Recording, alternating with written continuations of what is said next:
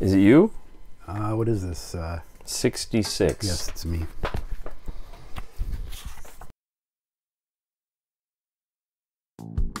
How do you do? We're about to unfold the story of the Son of Frankenstein. This one is probably just as bad as his father. Good morning, son. Well, hello. My son, you have inherited the fortune of the Frankensteins. I trust you will not inherit their fate. By heaven, I think you're a worse fiend than the father. What are you going to do about it? There's a monster of a humanoid. Well, we warned you. You've been warned. Welcome back to Frankenstein Minute, the podcast that dissects the Universal Frankenstein film series minute by minute. I'm Tom Lang. And I'm Bill Evenson, and you've joined us for minute 66 of Universal's 1939 film Son of Frankenstein, starring Boris Karloff as Frankenstein. And Michael Mark as the man with really bad teeth. As Neumuller. Did they give him a first name? Hare. Yeah, that's his first. It's Edmund Neumuller in the script when it was the inspector character. That was, Lugosi. At will, basically, with one arm. I think they made the wise choice. Well, that's good. No, that's I think positive. They did the right casting there. They got the casting right. For the most part, with a couple of exceptions. Perry Ivans is not anyone's favorite as Fritz. And, Perry. And, of course, our dear, dear friend Donnie. Donnie could have been replaced by that little stuffed animal he's stroking on the bed. Yeah, maybe that would have been an idea. That would have been a better... Like somebody goes and pulls the string and it says, Well, hello. all right. Igor continues to chuckle watching Neumuller go past in his cart. Mm-hmm. He's really amused by this. Yep. Maybe he's laughing at how slowly Neumuller is going because it's barely imperceptible, the movement of this thing. Yeah, it's funny. You kind of get the impression that they realize they're filming this inside in the studio, and they're not going to be. He's not going to go racing around at 46 miles an hour. Although the climax of Bram Stoker's Dracula, you've seen it. Not in a while. Well, they're chasing Dracula back to his castle, and it is a pretty wild chase, and that was all done in sound stages. Big ones. Big one, yeah. Maybe that makes a difference. Well, Universal, I mean, they had that Phantom stage was pretty huge for the time. I guess. So I don't know what stages. How do you get up to speed? Yeah. With horses especially, it would be difficult. Horses especially, yeah. So I guess we'll have to let it go. All right.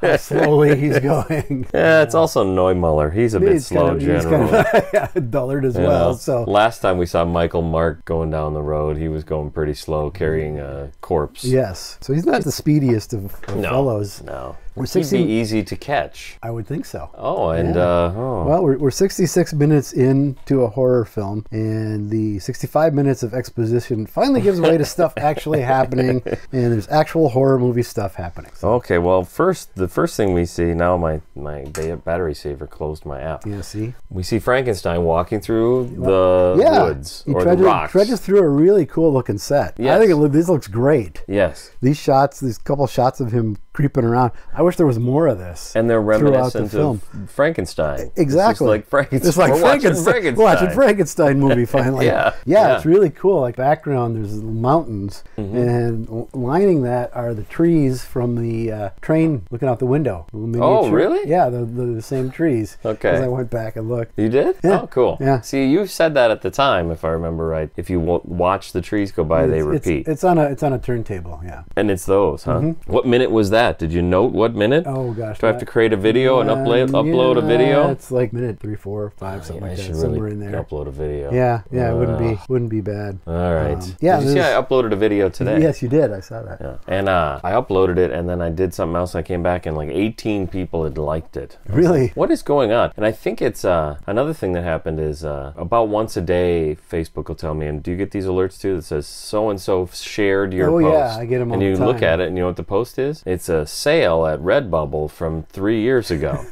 Like, why? What happened? Whatever. I just wonder if any of these people are actual people. Yeah, or actual listeners too. I doubt that's that. way down the list that a listener would listen, for that matter. Because then we go back to Neumuller. Then back to Frankenstein.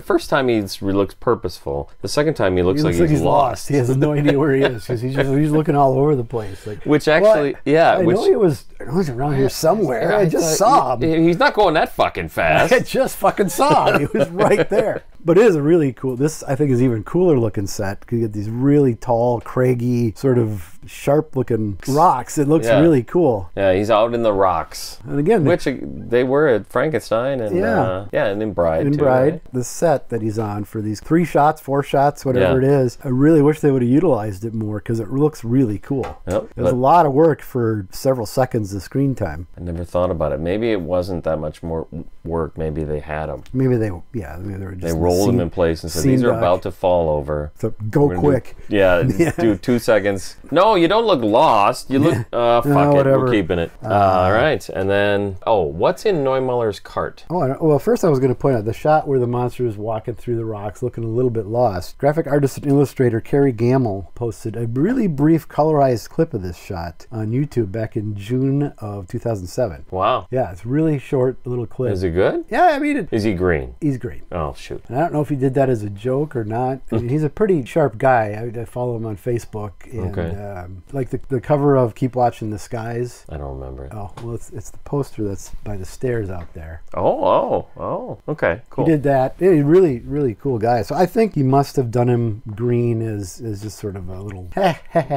could be. Because he did sort of as an April Fool's joke to begin with. Like, hey, look, recently discovered. Yeah. Okay. That would probably be what they would find is these 2 shots. So there's that. Frankenstein is looking around for something. He's on the prowl. It might even be reasonable to think he's just looking around.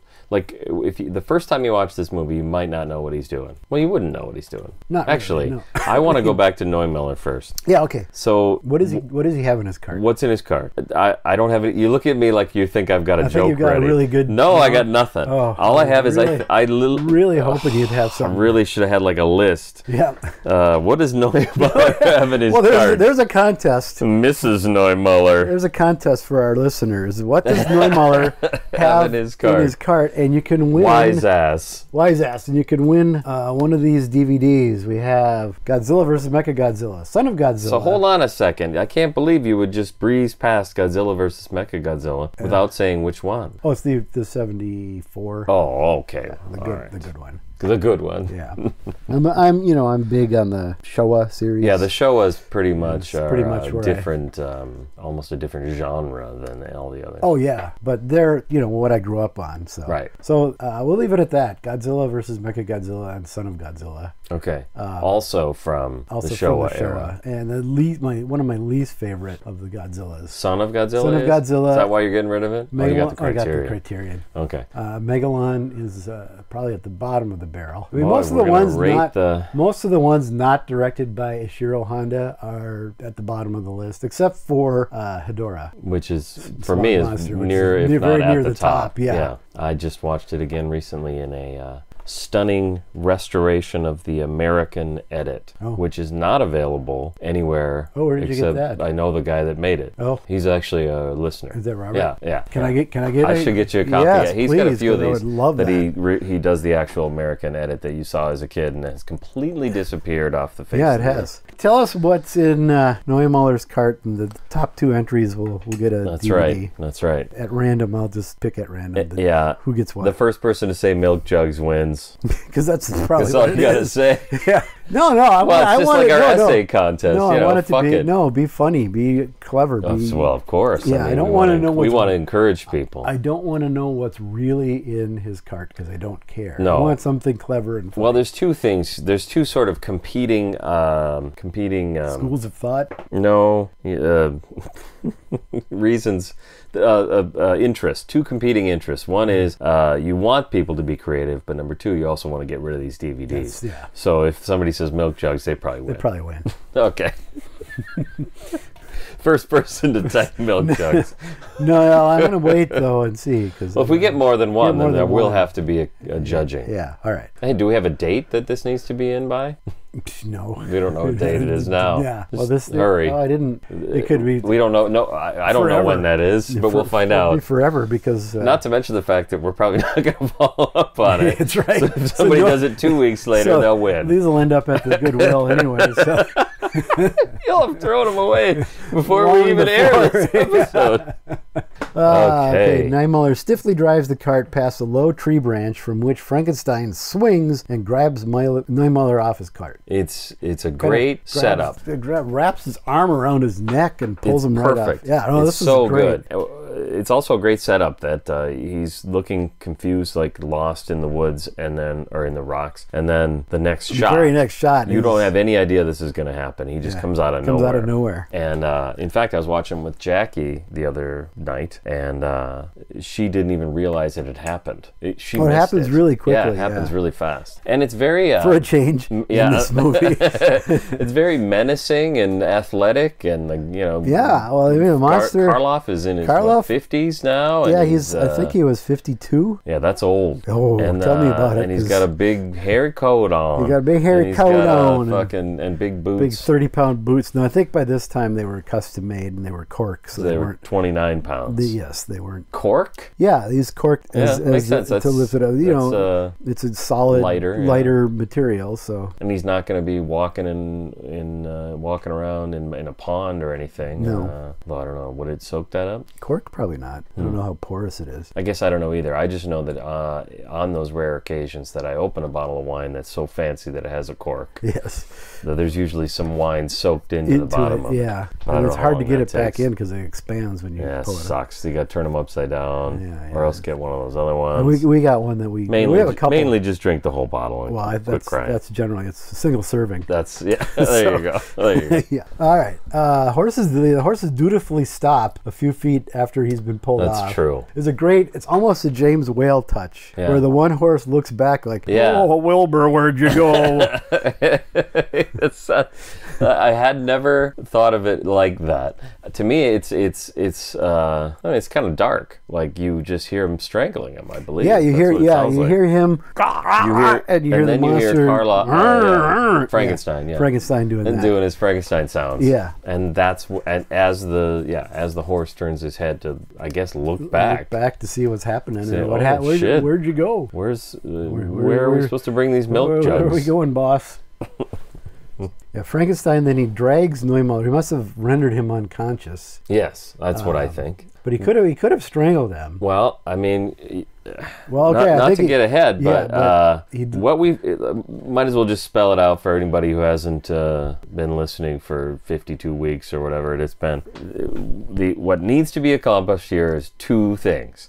Bruising at the back of the neck. Base of his skull, yep. And then his heart's got to explode. Heart got to burst, yep. So which one? I mean, nobody seems to mention the fingerprints on the throat, but I'm sure that's what's just happened. Well, it's a strange bruising at the back of the... So is that how he strangles him? By grabbing the back of his neck? That doesn't make any sense. But I'm led to understand it's possible. Okay. I don't know why I think this. I probably had a dream about it. Well, but I could have sworn that's possible. It's as good evidence as anything else. It's a podcast. I mean, come on. We can say whatever the heck we want. Who cares? It's not like Joe Rogan. We're not going to, we're not interviewing, I don't know who we interviewed this week. I did. Mark Zuckerberg. I don't fucking care. No. But he has as much information as we do. He just goes, well, it makes sense that you could strangle somebody from the back, and then you move on. Yeah. He drags him out of the cart, looks around, and then Niemöller, well, he must be dead because he's already gone into rigor mortis because his arms are stiff as a board. I hadn't because it's that. A dummy. Is it? I had seriously, honestly, not. The shot where you see him full length under the wheels, and the wheels start. Karloff kind of gets the horses to go. That's a dummy, and it's Michael Mark's like real head sticking up through the floor. Okay, I get it. All right, it's the same stiff wooden arms that were on Fritz's dummy, on the dummy hanging from the gibbet at the beginning of Frankenstein. Really? These stiff wooden hands that all of these dummies have the same, like Henry's floppy rag doll that falls off the windmill. Okay, sure. Same all kinda, right. Yeah. Who's the silent? Oh, Harold Lloyd, like Harold Lloyd's hand, that kind of thing. These look worse. These are worse. Yeah. Okay. Harold Lloyd's hand, if you don't know, I didn't for a long time. Yeah, you don't notice it. It's true. Is this the first time Karloff and Mark have appeared together on screen in this series? Good question. I think it is. I think it is too. Because I don't think they encounter one another in Frankenstein. Right. Directly, anyway. Not yeah, he waits till he leaves and then comes out of the bushes. Yep. And then during the or I'm reading too much into that. Let's go back and do that minute over again. Okay. I shouldn't say he waits until he leaves to come out of the bushes. We don't know if he's lurking. Yeah, it might have just been a coincidence. Just coincidentally, yeah. I always think he's going to step on Mark's head. Oh, that would have been kind of cool. Yeah, but he looks like it. You know, he's like very carefully. He's kind of methodical in how he does it. Well, he grabs the dummy. I liked that, though. I like that about I do like that. Yeah, I think that's cool. No, he grabs the real Michael Mark and shoves him under the wheels. Okay, that is him. That's really him. All right, so he grabs him by like the lapel and the belt loop, or maybe by the crotch. I can't tell. Physically hoists him underneath and plops him in place. Yeah, it looks really. It looks cool. It looks cool. Yeah, and then the next shot, it cuts to a side angle of that where it's the dummy. That makes sense. Next time, that's the shot that as soon as it starts to go over him, it cuts. Yeah, I'm surprised. It's effective too. I think. It's effective. I'm surprised they showed as much of the wheels going on him as it does. Right. Because it's already about 6-8 inches on him when it cuts. Yeah, it's not like it cuts before he gets hit. Yeah. Yeah, he's getting hit. But it's not like it's gruesome or anything. No. I mean, it's a production code era movie. We're in a code era. So they could only do so much. And then it cuts back to Igor nodding in approval. So just, again, trying to figure out the geography of this. Is just how far away that he can still see this. I'm so glad you brought this up because I forgot to put it in my notes. I think that would be better suited by having shown in some way, or at least attempted to show that he's much higher up. Because that gate, is he 20 feet off the ground? Not even. It's like a really pretty tall guy. I'd say he's like 15 feet off the ground in that window. So I don't know what. Just put him up 20 more feet, then that would make more sense. Yeah. But who cares? Anyway, maybe he heard it, so he knows that the deed is done or whatever, but he kind of chuckles and then he starts playing his horn. There was certainly things to be heard. Oh, yeah. There was a scuffle, there was the choking. The horse turned around and everything. What are you guys doing back there? So we were watching this, and during this part, it's brutal and as I say, methodical. So she said something like, "I thought he only killed people by mistake." The little I think she was trying to say she thinks that I think that the monster is misunderstood, and she's like, "Well, look at this fucking guy," basically. So Frankenstein is just killing people, and then my answer to that was, of course, well, yeah. Going forward, this is where it changes right here. And I think it's this minute. I don't think anything we've seen before does it on the same level as this. Having said that, we've had an argument with Dino about minute 6 of Brides, or whatever it is, where he kills people for no reason. But I think that's still part of a rampage. Well, look what happened. They tried to kill him. They fucking set him on fire. I'd be a little annoyed too. That's true. That's true. So I'm not going to say it's justified, but... There was a lady screaming, "I can't wait to see his bones," and he lets her go. He lets her go. It's true. Okay. It's all fucked up. So this might be the first minute. Well, but we the rest of the series. We can assume that this has happened 6 times prior. Good point. That's true. But there's a lot of things we hear about getting done in Bride too that we don't see. That's true. So for that matter, the way people talk in the first one, they make it sound like he's been killing people, rampaging the countryside. He's ravaging the countryside. That does happen in the first one too, right? You know, the more I think about that, and like Wolf's tirade on the train, and then the Krog's speech about he was killing guy's and arm maiming kid's and arm blah blah blah. And he burst into our house. He's got a pile of little kids' arms like Apocalypse Now. Oh, now I got to find that song. Oh man! Dear. Oh dear! There they were in a pile of little arms. He was anti-arm apparently. Well, inoculation. Very much so. Yeah, very much so. The monster meaning Frankenstein was anti. Yeah. I can't even remember what we were talking about. I don't know. I was going to say a killing machine all these tales that everybody's telling. It could be kind of like that telephone game that you would play, and Wolf even says that in the telling and retelling. Yeah. I think there's something to that. It's been exaggerated related. Oh yeah. Nevertheless, he's not without guilt. It's all. How many years have gone by since we decided 47? Yeah. Because Rathbone's 47, playing 52. Yeah. However many years it's been. The character is supposed to be in his mid-30s. Wolf. Oh, I think meant Frankenstein. Well, Frankenstein is ageless. Also, none of that matters because what we actually see, and it does matter. It did matter until this minute. Now none of it matters. Now we have proof, definitive proof. Frankenstein, played by Boris Karloff, being a methodical, brutal murderer on screen for the first time. And maybe the last. I don't remember what else we see from here on out. Well, we see one more. Okay. In this film. We do. And then I think in moving forward, we see evidence of another one, but I can't. Well, yeah. No, we see one happen. I'm still waiting. It's kind of oblique, but we do see it. Okay. Why don't I know this movie? It's your favorite movie of all time. I don't know why. I've got to point these things out for you. But I mean, I don't watch the whole thing. Why anybody would do that?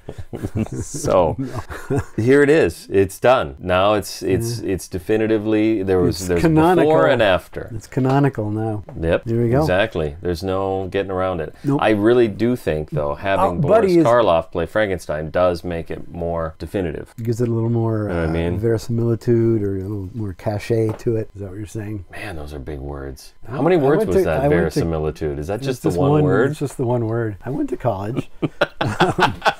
Oh, that's the problem. Yeah, there's my first I see. My first mistake. Oh, is that why you don't have the Trump sign up in the front yard? That's right. Yeah, I'm actually educated and you're one of them. Yeah. How's the do we want to talk about it? How's the COVID update? Oh, no COVID. That's my COVID update. Yep. Over that. Good finally. deal. It was 3 weeks. Tom's COVID update. That sound of coughing. Coughing and retching. Can only mean one thing. Can only mean one thing. It's time for Tom's COVID update. Yeah, I mean, it was almost 3 weeks. It was really rough. I have not been that sick that long, ever, I don't think. Ugh. Yeah, it was... And it came on like super fast too. It was just fever, body aches, coughing, headache, the whole works for days and days and days. Jesus. Yeah, it was rough. I didn't even realize that was possible. That doesn't seem right. Yeah, well, there it is. I mean, I'm not sorry, I didn't mean it as accusatory. I was more talking about COVID itself and how fucked up it is. Yeah, it is. Yeah. It's that Omicron Persei 8. Actually, I like the idea of me just trying to say you're lying. Yeah, I made the whole thing up just to get you, Tom. Just to take 3 weeks, 3 weeks off of work. Well, I mean, you know, hey, I work there too. I get it. I don't work there. I work across the street. So we cut to Igor playing the horn. Yep. Igor's blowing his horn. Blowing his own horn. Blowing his own horn. We think. Again, I was watching with Jackie, and she's like, "What is he playing a song for the monster?" And I took a video of myself of what I was doing the other day. This isn't going to work. I basically played this for someone else, but online, because I was like showing them what I was doing, and I was watching that minute, and they said, yeah, the same thing. Like if when you first watch the movie, that's all you have to go from basically. Until later, we find out why he's doing this. Yeah. But right now, it just seems like he's serenading the monster. Basically. As he kills. Yes. Is that what you think, or? Well, no, because I think we have evidence that the monster responds to music. Okay. You know, he was very almost rapturous hearing the violin of the hermit. Yep. Went to his hut to follow the music. Yep. And later we'll see him doing. We'll see that again. We'll see him doing similar. Putting on the Ritz. Yeah. Yep. So you know that's you mentioned Young Frankenstein because it is a plot point in there. They make it into a plot point. That theme that carries throughout the film does have power over the monster. Right. So it is a thing. I think maybe he is playing it for the monster. The monster will come back now, and they'll go down into Just Cave and. You know, spoilers. You skip it ahead, but yeah. It's Just Cave. Just Cave. All right. How many minutes are we at now? Oh, this will be a Wallace one. Shit. All right. And I have nothing. Well, okay, so here's my thing. Assuming that that's not what's happening here, or at least that's not the only thing that's happening. Why do you think he's playing the music? I think it's an alibi. Very true. Because they say that. Because they say that later. Yeah. Or earlier. Well, every time. Later he says it. Yeah. Every time he's been spotted playing his horn in the tower. It's like Lionel Atwill's here. That's the best. Was that good? Yeah. Thanks. Almost as good as my Gilbert Gottfried impression that I did. I'd forgotten that he goes to that level of specificity. But yeah, exactly. It's an alibi. So my thought here is, how does he ensure that someone credible will see him? Because you can't have an alibi. The guard is at the gate. Schmidt is at the gate. Schmidt. Fucking Schmidt. Piece of Schmidt. Schmidt head. Jesus Christ. I got one more thing. Can we end on that or no? Probably should, actually. No, yes, let's end on that. I can say this next week. So, all right. Don't forget to the theme music started 10 minutes ago. The theme music. No, can only mean one thing. No, not that theme music. Oh, we're not doing that? Do we have one? Yeah, we do. We do. Here's the problem. I've probably made a grievous error, and this will be a lot of fun for us to find out how badly I fucked this up. Perfect. But I haven't looked at it yet. Oh. So I'm pulling it up now. So while he pulls that up, that music and the sound of the letter tearing open can only mean one thing. It's time for... Any more questions, wise ass? Got any more questions? Got any more questions? Wise ass. Yes. All right. This once again this week, it's loading.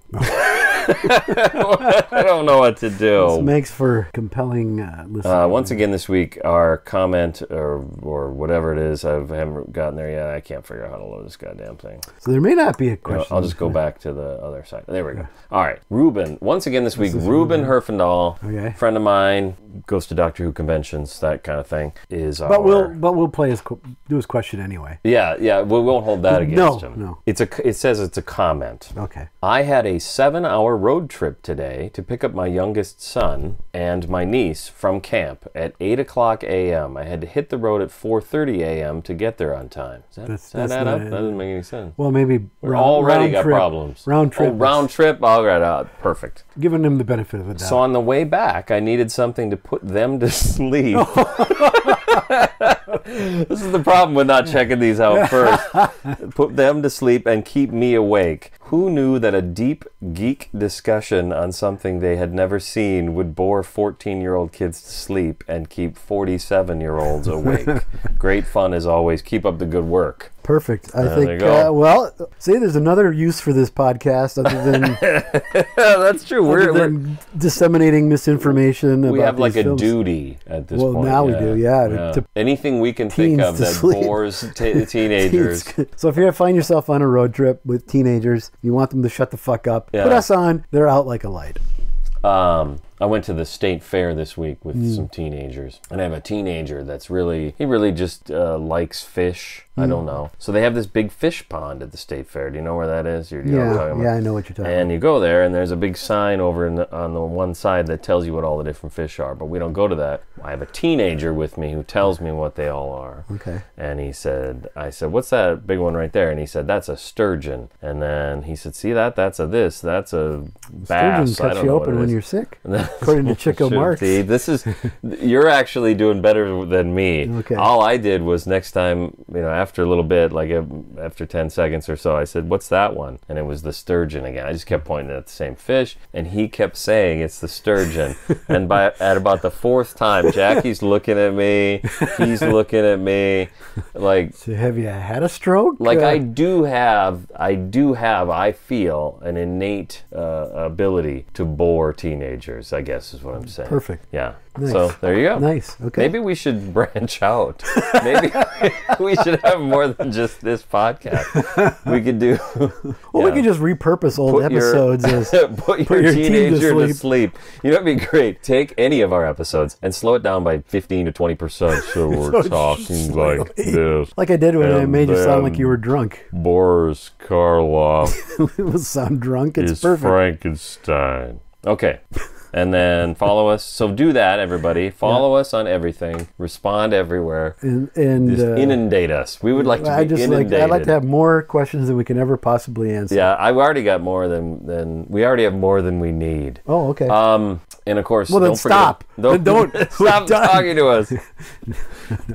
One came in today. Oh. Don't well, it's forget good that I never see these till you do this, because then it's fresh. It's a night. That's good. I don't have fresh time for me in this case. I don't have time to formulate a zippy answer, so this is all. That's unlike our normal podcast that involves intense preparation. Oh, I rehearse for days. Do it all in front of a mirror. Yeah. It shows, I'm sure. Like, wait a minute. I'm sure. It's not on video though. What do you need the mirror for? That doesn't make any sense. But he still does it. That's fine. I don't have no problem with that. Whatever your system is. Old habits are hard. Whatever works for you. Yeah, I suppose. Yeah. Don't forget about the contest. That's right. The essay contest explaining why you should have. No, wasn't it? I have no idea. I don't remember. See, I've already forgotten what it is, so don't bother. Oh, what's on Mark's? What's on Michael What's Mark's on cart? Neumuller's cart? That's it.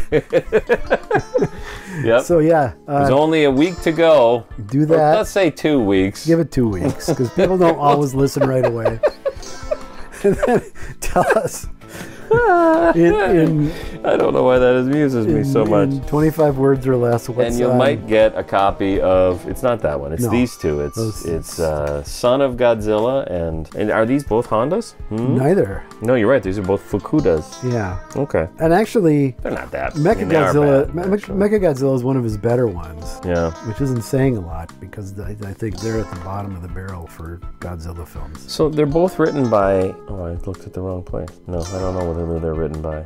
Oh, Sekizawa. There it is. Yeah. Yeah, and he was one of the better writers for the series. Okay, but when I said they both are, I was just wrong. Okay. He wrote one of them. He wrote Son. Mechagodzilla was by Yamaura and Fukuda. Okay, so he gets it. Who cares? Fucking just write the essay. The theme music ended 10 minutes ago. What's on the fucking wagon? Christ's sake.